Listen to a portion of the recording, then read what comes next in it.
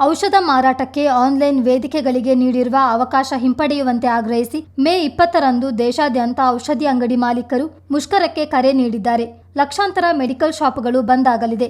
All India organisation of chemist and druggist ಕರೆ ನೀಡಿರುವ ಬಂದ್ಗೆ ಕರ್ನಾಟಕದಲ್ಲೂ ಬೆಂಬಲ ವ್ಯಕ್ತವಾಗಿದೆ.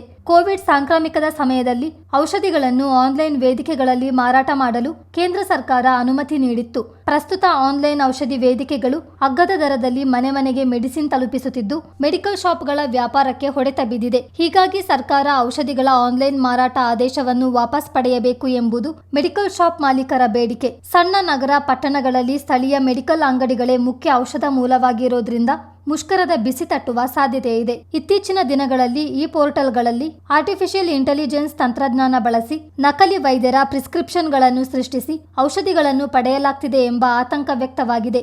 ಈ ಕುರಿತು ಕೇಂದ್ರ ಸರ್ಕಾರಕ್ಕೆ ಹಲವು ಬಾರಿ ಮನವಿ ಸಲ್ಲಿಸಿದ್ದರೂ ಯಾವುದೇ ಸೂಕ್ತ ಸ್ಪಂದನೆ ದೊರಕದ ಹಿನ್ನೆಲೆಯಲ್ಲಿ ಮುಷ್ಕರಕ್ಕೆ ಕರೆ ನೀಡಲಾಗಿದೆ. ಚಿತ್ತಾರ ನ್ಯೂಸ್, ಮಡಿಕೇರಿ.